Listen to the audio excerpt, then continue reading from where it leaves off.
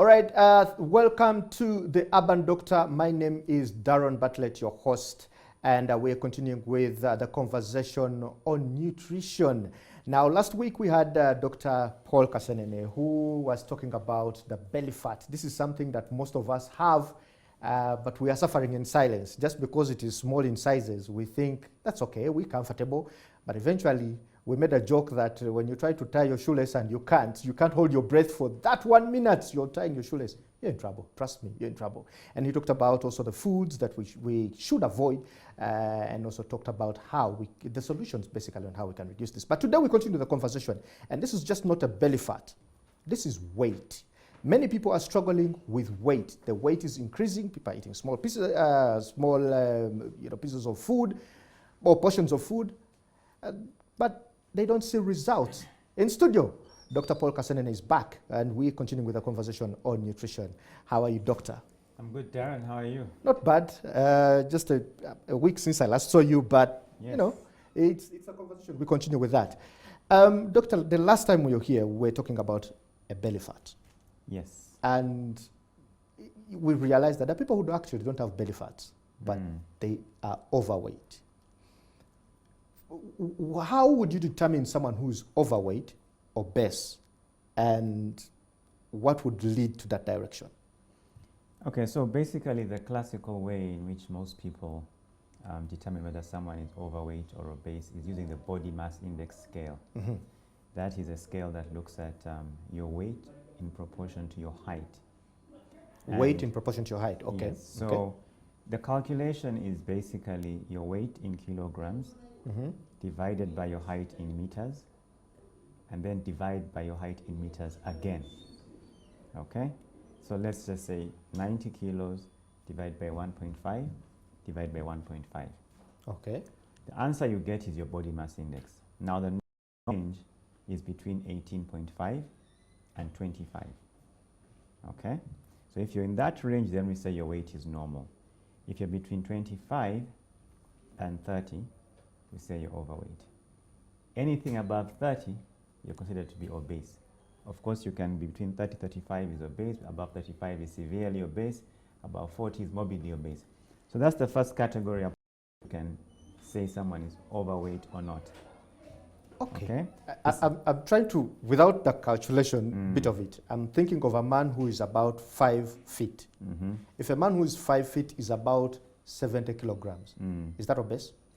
So basically, 5 feet is about 1.5 meter. Yeah, about 1.5 meters. So it's basically 75 divided by 1.5 and divided by 1.5 again. That person would typically be overweight, not necessarily obese. But they will be overweight. But they'll be overweight. So overweight is really, you're between 25 to 30. So you all want to be between 18.5 and 25. Now we need to realize that usually gives people a 20 kilogram window. Oh, okay. So I am 1.73 meters. So typically my normal body mass index will be between 55 to about 74. That's where my normal weight range is. Anything above that is overweight, anything below is underweight. Now about 65, which is about 22.5, 22.5. That's the typical one. But there's another way you can look at this, and this is by looking at your body composition. So how much of your weight is fat? How much of it is muscle? And there are also certain normal ranges within this fat muscle percentage. Why is this critical? For two reasons. Some people are built up. You know, you play rugby, you're athletic. On the scale, you're going to be overweight on the BMI scale. Okay. But if you look at your muscle and fat percentage and it's fine, then we'll be like you're normal. Then there are people who are lean, small. BMI is fine. Okay? You're 1.7 centimeters like me, you're 70 kilos. The BMI says you're normal, but your body fat percentage is high. So you're normal weight, but the weight is mostly fat. So now you're actually technically obese or overweight, even though your BMI is fine. So on a large scale, to make it easy, we say use BMI. But if you come to my clinic, we do a body composition analysis, and we give you the real indication of where you are. Now, what leads you to this point is basically understanding three things. The human being is designed to move, to eat, and to rest. Okay? Any imbalance in these three areas that definitely is going to lead you to a point where you're overweight. We're supposed to eat food for energy. What we do not use as energy is stored as fat. We're supposed to move to spend this energy, to use this energy. So if you're not using this energy, more is stored as fat. We're supposed to rest and sleep, the time in which your body increases metabolism and sorts out different things like hormones that allow you to stay normal weight. Are you saying that when you talk about sleep, I'm one of those people, I think, who have short nights, very, very short nights, 4 hours. Maximum, I think I've slept is 5 hours. That is if it's not a weekend. Are you saying that short sleep can be a cause of overweight? It can be a risk factor, yes, because there are actually 6 hidden risk factors for weight gain, and people actually need to know them, either for weight gain or failure to lose weight. The first is lack of sleep. Sleep is the time your body heals, it cleanses, it sorts out your metabolism. You actually burn most fat when you're sleeping. Most people, if you go to bed at 75 kilos, you wake up in the morning, you're 74 kilos. Yes, some is lost through dehydration, loss of water, but a lot of it is metabolism. So sleep is very critical. If you don't sleep enough, your body produces a hormone called cortisol. Cortisol is a stress hormone which makes you want to eat more, makes you want to crave sugar. It makes you crave sugar, it makes you want to eat more. It makes it harder for insulin to work. So indirectly, sleep is a big factor for weight. What other causes? What are the other other factors are obstacles? behind weight gain? So, in summary, the most important thing people need to know is that you're consuming more calories than you're spending, okay? But how you consume calories and spend calories is not just a matter of calories in, calories out. Eat less, exercise more. No. That is the basic summary, but there are factors. Now, the biggest reason why people don't lose weight or struggle to lose weight is what we call insulin resistance. We talked about it a bit last week. You talked about. So basically, when you eat food, your body produces insulin, which is supposed to take sugar out of your blood into the tissues. Now, once you become insulin resistant because of too much sugar over time, your body starts having a lot of insulin in the blood. Remember, insulin's role is to make you, other role is to make you store fat and to make you eat more. So if you're insulin resistant, you're going to have a lot of insulin, so you're always going to be hungry, you're going to be storing fat, and even if you're eating less, your body cannot break down fat because you're insulin resistant. So you need to know, am I insulin resistant? If I'm struggling to lose weight, that's the first question. Now, you can do a blood test like an HbA1c. If you have a big belly, you're going to be suspicious for insulin resistance. But the big thing that I tend to find is if you struggle, if you get hungry very often, you're likely to be insulin resistant. Now, you need to deal with that. The other thing is vitamin D deficiency. Vitamin D is a vitamin, but more like a hormone that helps with your metabolism, very important. Then thyroid function. The thyroid is actually the hormone that controls metabolism. If you have a hypothyroid gland or you have hypothyroidism, your metabolism will be low. So you always feel tired, you have low mood, and you easily gain weight. Of course, some people use medication. Sometimes it's different factors in your lifestyle. But one of the other big things is stress. If you're stressed, again, the same hormone, cortisol, that comes when you don't sleep enough is in your system. So when someone comes to our clinic, typically we want to evaluate this. And most people who are trying to lose weight today, who are struggling, usually have one or more of these kinds of situations. So it's very important not to just dive into weight loss in the sense that I'm just going to eat less and exercise more. Usually that works, but sometimes it doesn't. And of course, there's also the big thing that I tell people is exercising without changing your diet. That's the biggest mistake most people. When you're exercising, you must change your diet that you've been eating. Most of the time, yes, unless you're doing a super intense workout. Intense work. Because when you exercise, you get hungry, you eat the wrong things, you find you're even gaining weight. So most people are going to the gym and the end result is they're gaining weight, they're not losing weight. They may be becoming a bit healthier, but they're actually gaining and not losing weight. When we got some of the feedback that we got the other week, someone was asking that, first of all, can weight be a how would you call it? Like, is it part of your family lineage? Can it be one of the explanations? And how does one break that cycle of saying, my grandfather was overweight, my father was overweight, so it continues down in a lineage of the family. So how does one break that cycle? So you need to understand that things that run in families usually revolve around your genes, your genetics. Oh yeah, the genetics, your genetic predisposition. But you have to distinguish, is the problem in the family your genetics or your habits? Okay? Because sometimes things are in the family not because of bad genes, but because of bad habits. Your grandfather ate the same food. It's a lot. You eat the And same father, food. then- Your child eats the same food. The grandchild eats the same food. So many times that's the issue. You know, I always like to give my own family as an example. I have a cousin, and I'm sure I won't really say this, but one time we're having this discussion around, you know, we are from Western Uganda, we have big bones, that's how we are. And I'm like, no. Our grandparents were my size, as you see me now. Both my grandparents on my mother's side and my father's side. For the 90 plus years that I knew them, they were my size. My grand uncles and aunts are still alive, they're my size. So this thing of saying that it runs in the family is really saying that it's trying to find a reason. Yes, people are more predisposed based on their race and their genetic makeup, but this can be broken by simple change of lifestyle.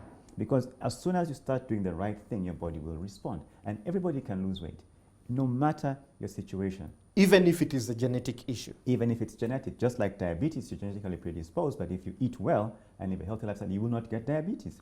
So the predisposition doesn't mean that you should have the condition, but it makes you more likely than someone else. But that doesn't mean that you will get it. And as soon as you take care of your lifestyle, this predisposition seems to disappear. Because many years ago, this was not a problem in Africa. There was no obesity. In fact, there was an ad in the New Vision, I think in 1962, Independence. I once saw this Independence 1962 ad. There was a promotion for weight gain. In 1962, the advert said, do you want to gain weight? Because everybody was lean. So suddenly we have a big obese population. People saying, oh, genetics, genetics, genetics. But that's not true. Because many years ago, we were all small. So the predisposition is actually not even unique to your family. It tends to be more like an African thing. Because we are from a tropical climate where it's always hot and there's always summer. So your body, we were in an environment where we were always having access to fruit, and fruit can be stored as fat. So the fact that you're African and you're in a warm climate means we always had food. We never had scarcity. And we still have that, but Africans were very active. We looked for food, we hunted, we foraged. So now we don't have that kind of lifestyle. And people who, in societies where we are still more sedentary, is where you tend to hear this story that, oh, for us, we easily gain weight. But it's generally not really related to so much tribe, I would say, but more like the environment that you live in. Okay, that's interesting.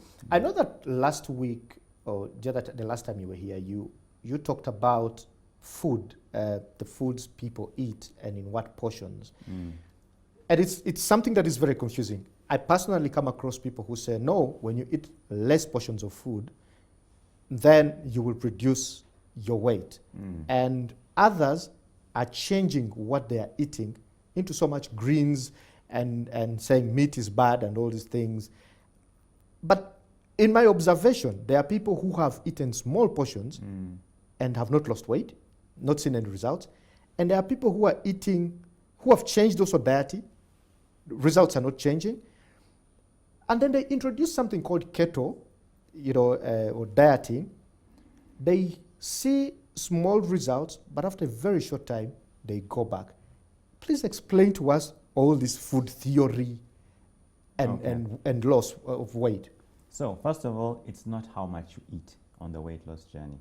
It's what you eat and when you eat it. Because 2 plates with the same amount of food can have different amounts of calories. You can actually have the same amount of food providing 5 times more calories than another plate. 500 grams of food, 500 grams Yes. of food, but you have posho, I have only matoke vegetables. and greens. So you can get 1,000 calories and I can get 200. But we will both be satisfied, because satisfaction is not about necessarily, that is about volume. So the volume of food is what affects satisfaction. But in terms of weight loss, it's not really about the volume per se. So it's what you eat. That's why when we tell people, like, first avoid certain foods. Even if you don't reduce portions, you will still lose weight. So it's important that people understand this. The next thing is that what you eat, is, like I said, is the thing. That's why when you go to keto, what people are doing on the keto is they are moving away from carbohydrates, okay? And carbohydrates are high calorie. So they're moving away from foods that have, potential to make you gain weight, and they're moving to those that don't have calories. So again, it's what you eat. The problem with the keto diet, although it's very effective, is it is not natural for you to be eating a high-fat diet, to be eating butter and oil and cheese and all these fatty things, because although they will help you to get into ketosis, which will help you to lose weight, they are not sustainable. Now, what also happens is your body starts to forget how to use carbohydrates if you don't eat them for a long time. Okay. So you're doing well, you're losing weight, but you can't stay on keto all your life. So the day you start eating carbohydrates, your body's like, you know what? I need to just store as much of this as fat. So these extreme diets that are not natural or sustainable, they do have results. But if you don't transition out well, if you don't have good guidance, they can be a problem to you. So my advice to people is avoid certain things from your diet. If you want to lose weight, first of all, cut out sugars. Okay? I'm talking about table sugar. If this sugar that we mix normal into- sugar and anything is that there is sugar. is there a particular sugar that is good? Because I've always seen white sugar. No, it's brown all the sugar. same thing. In the blood, it's all the same. It's thing. all the same. Yes. And people who switch to honey. Honey, for weight loss, I would say stay away from honey because honey has more calories than sugar, but it's a healthy food. Okay. Honey is a very healthy food, but has more calories than sugar. You know, 1 teaspoon, I think, of sugar, I think it's 18 to 22 calories. It has more calories. So you stay away from the sugars. Stay away from the refined grains. Talked about it last week. Very simply refined wheat, bread, chapati, mandazi, samosa, etc. cake. Stay away from white rice. Stay away from portion. Okay? Then I'll stay away from certain oils. Sunflower oil, the refined oil, sunflower oil, sunseed, corn oil, basically deep frying foods. Okay? Even chips. Fried chips, fried chicken. I would say stay away from those. And Fried then, chicken. yes, deep fried chicken. Okay. Then eat more vegetables. So eat more vegetables, eat fruits that are less rich in sugar, okay, unless you're very, very active. Eat nuts and seeds, eat legumes, eat beans, you know. In moderation, eat your high fiber starches. Starch is not bad, carbohydrate is not bad, but I like the root ones, sweet potato, cassava, yams, and then matoke. These are the things that you can eat, but small quantities, okay. So you're not small quantity on the plate, but small quantity of the carbohydrates, and then enough of the vegetables, and then the legumes. Then the other thing you want to do is you want to do the intermittent fasting we talked about last week. So you want to eat within an 8-hour window and fast for a 16-hour window, preferably. So that all the carbohydrate that you've used, that you've eaten, that you've not burnt through exercise or movement, can be burnt by the body in the window of fasting. So if you combine this healthy diet with a 16-hour fast, exercise to burn more calories, and ensure that you're taking care of these hidden obstacles, insulin resistance, vitamin D, thyroid, you will lose weight. Once in a while, you need to see a doctor. So if you're struggling to lose weight, sometimes you need to go and see the doctor. People can come and see me, and usually we figure out what's holding you back. But everybody can lose weight. Starts with a change in mindset. You've got to change your mindset. Stop seeing eating healthy as a punishment. Then you've got to be committed. You've got to do weight loss, in my opinion, in 3 phases. First phase, 40 days. Be intense, all out. Make big changes that will change your body. Come out of this big, intense phase and go into something that is still going to give you results, but a transition phase. 40 days of intense change. Yes. We're talking about completely changing your carbohydrates intake. Yes. You're talking, is exercise inclusive Yes, here? exercise, intermittent fasting, dropping many things from your diet, but not being hungry. By the losing doesn't mean you must be hungry. Okay? Yeah, it was 40 days. And you told people before to go without food for 3 days. Yeah, I mean, That's starving. it's fasting, not starving. There's a difference.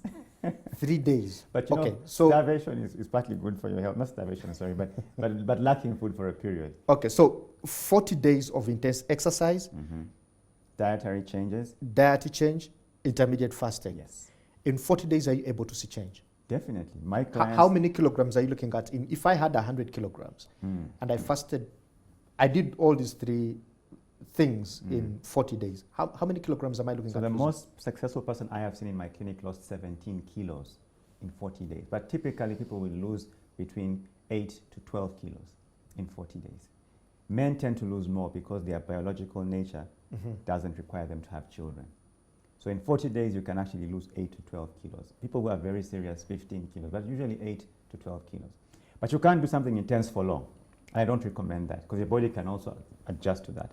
You come out of these 40 days and you continue on a less intense but effective plan until your body is used and you understand the principle. So what is in less? So in less, it's basically saying, okay, I was restricting carbohydrates so much. I can have more matoke, more sweet potatoes, more yams. Okay, it means that maybe instead of a 16-hour fast, I'll do a 14-hour fast. So maybe I'll introduce more things because, like for us, when you start our program, we like you to start off on smoothies, on raw foods, salads. So it's a very big change. It's not that you're eating less food, but you're changing what you eat for 40 days. Now, of course, if you're going to lose 10 kilos in 40 days, then it's worth it, isn't it? So you do that, but you don't do it for life. Then you come out of this and you're like, okay, let's allow more foods, more red meat once in a while, etc., etc. Once you finish 3 months, depending on how much weight you want to lose in the first place, then we talk about a life plan. Now, life plan means I'm going to come out of this program mode and I'm going to learn how to integrate what I have learned into my life. Life plan means once in a while there's always room for ice cream or chocolate, whatever you like. There's always going to be room for a stick of pork, whatever. So that life is not miserable. But then you've already spent 3 months. By then people have lost 25 kilos, depending on how much you want to lose. Some people need to lose only 5 kilos. Some want to lose 50 kilos. So really my thinking is 3 months is enough for you to see enough weight loss to be motivated to make this a lifestyle. At what point, actually this is very, but there are people who, you know, they're gaining weight but they still feel comfortable. At what point does it trigger in your head that the weight I have is a problem, it's going to be a problem very soon? People ignore the telltale signs. I feel tired all the time. I can't climb up 5 flights of stairs. I have headaches. I have bloating in my stomach. I don't sleep very well. Like, I can't tie my shoelaces. Yeah, that one, I agreed. So it's small. I'm feeling tired all the time. I don't think very well. I start to get headaches. If you go to the doctor, my pressure is starting to go up. These are the telltale signs. People say, oh, I'm growing old. No, that's not correct. You shouldn't feel any of this stuff until you're at least 80 years old. So once you start to get these telltale signs, it's time for you to realize. But the easiest one is your wardrobe. Once your coat starts to get tighter, you have to adjust your belt. That's a sign that you're going in there. Your buttons are now. Yeah, they so want things to give like way. that. So people ignore them, and people want to, sometimes, we have this movement of people saying, let's be comfortable with our size. Okay, don't body shame people. Self-love. Yeah, self-love. That's true. Enjoy yourself. But why not have self-love in a healthier, smaller, leaner body? Because if it's possible to be healthier and leaner, why not opt for that? Why? I know this may sound bad, but I want to just be, honest with people. Why say that, let me be comfortable being obese because that's who I am? Yes, but that's going to come with health risks. Self-love, like being obese, is not going to spare you from risk for diabetes, a heart attack, dementia, memory loss. Memory loss is obesity most of the time. Depression, arthritis, back pain, you can't sleep very well, snoring when you're sleeping. All these are signs of being obese. Doctor, there are small people who snore. Well, there are many things that can cause snoring. Okay. So there are many things that can cause all kinds of issues. That question, by the way, came up. It came up, but the way it came out is that when I eat a lot, I feel tired and snore. So is it that I should stop eating, and in what time frame do I eat before I sleep? That came out. So basically, I tell people you should have at least 2 hours between your last meal and lying down, preferably 3 hours. That means you want to have your last meal by 8 p.m. at all costs, preferably by 7 p.m. The best time to have your dinner is when the sun is setting. So in Uganda, 6, 7 p.m. is the time to have your meal. Then you stay awake 3 hours to allow total digestion, all the food to get out of your stomach, then you sleep. Whenever you sleep with food in your stomach, problems. First of all, blood is going to be diverted to your stomach to digest instead of to your brain and to your liver, and so many issues can come up. So people who eat a lot of food, especially a carbohydrate-rich diet, lots of matoke, potato, kalo, yams, cassava in the evening. You've come home from work, I have 1 meal a day, eat it at 9 o'clock. They struggle. So it's our African culture. We shouldn't avoid eating. Eating together as a family is a good thing, but we should not overeat carbohydrate-rich foods in the night. But if that's what is available because of the economy now, well, you see, going this to is end up eating Rolex. I like this economy story is true, but you see, it's just convenience. It's not. A small bunch of bananas. This Kabalangala is. Oh yeah, Ndizi. It's 3,000 shillings, 2,000. The same price of a Rolex. Gonja, maize, cassava. We don't have to eat these unhealthy things. And when you reach dinner, have more beans, more spinach, more dodo, more cabbage, more vegetables. These are also affordable greens. Dodo is a weed at my dad's farm. So it's just the thought of, we think whenever I'm posting on social media and I post my place, so where is the food? Because in Uganda, food is matoke. is kaunga, is potatoes. If you post dodo, spinach, carrots, avocado, beans, people say, where is the food? But that is actually food. So if we want to be healthy, we need to understand the body has natural laws. Our body follows a biological clock, and you can't beat nature. You just cannot. So when you're younger, you will feel okay. As you grow older, you start to struggle. I tell people up to 30, your body can take anything. Between 30 and 40, you realize I'm not as young anymore. You start to get pain in your body here and there. After 40 to 50, you become a statistic. Ministry of Health is counting you. You're a diabetic, you're a hypertensive. It doesn't have to be that way. So we need to just create a level of awareness and understand that Uganda is blessed with a lot of natural food. You don't have to go and look for asparagus and complicated things. We can get our natural foods and maintain a healthy weight. All right, doctor, just in 1 minute, your last words on body weight to the viewer. The body is designed to actually work best within a body mass index of 18.5 to 25. And if you're within your normal body weight, you're going to reduce your risk for diabetes, for heart disease, for cancer, for arthritis, for allergies, for dementia. Combining a healthy diet with intermittent fasting, coupled with exercise at least 3 hours a week, cardio for the heart, but also strength exercises to build muscle, and getting enough rest and sleep with drinking enough water are your best bet towards achieving a healthy weight. Thank you so much, doctor. Thank you so much, the Urban viewer. Urban Doctor will return next week with me, Darren Bartlett.